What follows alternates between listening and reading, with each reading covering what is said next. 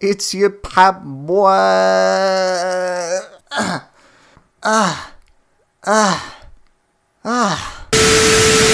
Okay, guys, it's that time. After testing the shooting sliders and compiling all the data, it's time to make shooting realistic. Now, of course, as you guys might expect, I went overboard.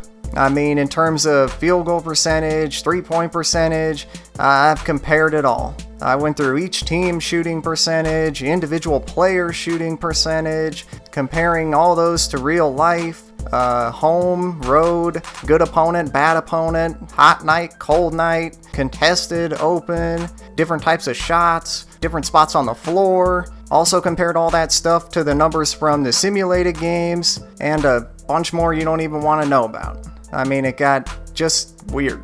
So of course we want to make shooting percentages realistic, but shooting percentage can be deceiving as well. Like sometimes one team is just outplaying another, creating easy shots, playing better D. So really what I was looking for and what I'm going for with these sliders is to have both teams make the majority of the shots they should make and miss the majority of the shots they should miss. And shooting percentages will normalize over time.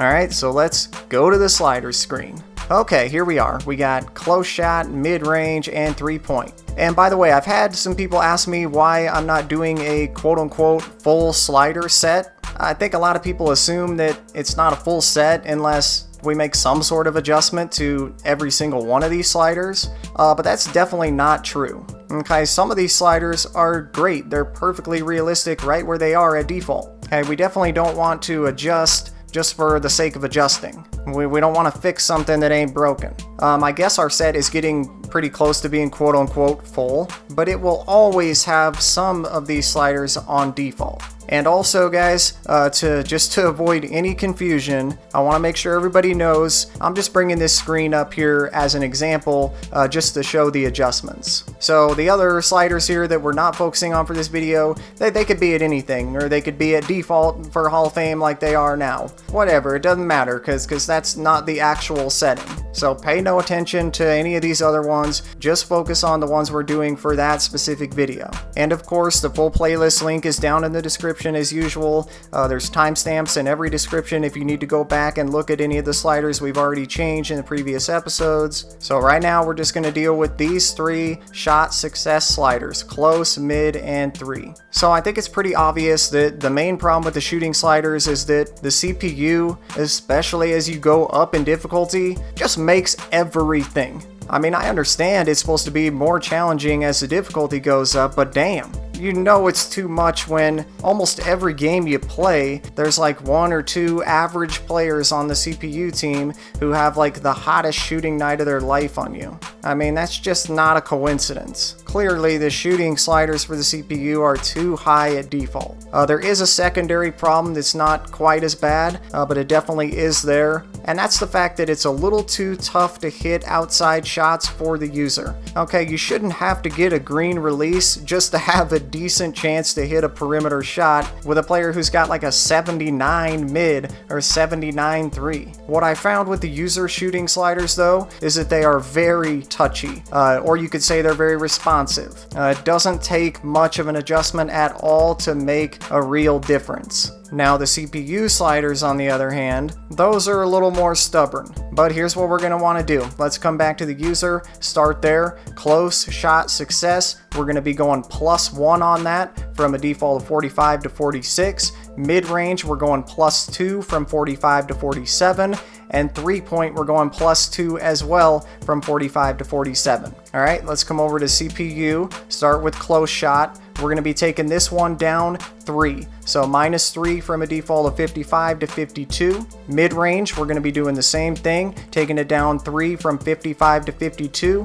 And three-point, we're going to be taking it down 6 from 55 to 49. Okay, that's where the CPU cheeses the hardest, the three-point line. So that's where we had to make the biggest adjustment. They just did a bad job with the threes in this game. On both sides, especially the CPU, these things have haunted my dreams many a night.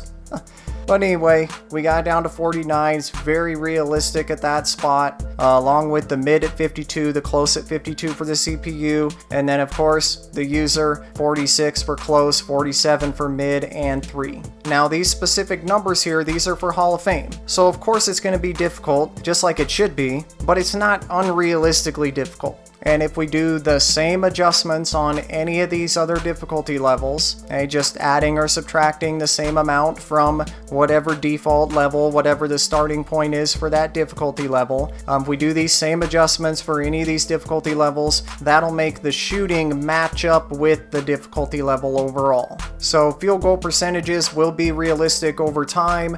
You may have some up games, some down games for each side, whatever, that's normal. But the main thing is, like I said before, with these settings, the majority of shots that should go in will go in, and the majority of shots that should miss will miss. Okay, for both sides. Alright, so that is what it is. Go ahead and plug these in. Let me know what you think. Let me know if you have any questions. Get in the comments. And of course, if you enjoyed the vid, if you found this useful, don't forget to leave me a like down there before you go. I really appreciate you guys. It just helps the channel grow, which is just going to allow me to test more going forward in the future. There's so much more I want to get to, and I know there's a lot more you guys want me to get to as well. So, you know where I'm headed. Back down to my dungeon. I'm back to the lab again. So we're definitely not done here yet with the gameplay sliders. We'll have more coming up. Okay, but we're also going to get back to the defensive settings very, very soon. All kinds of stuff coming out. So if you haven't already, you can go ahead and subscribe, then hit your notifications on after that. I'm so glad. It makes me so happy to hear that so many of you guys are benefiting in one way or another from what I'm doing here. I appreciate all the support, and I hope to catch all you guys right back here next time on 2K with the Popboy.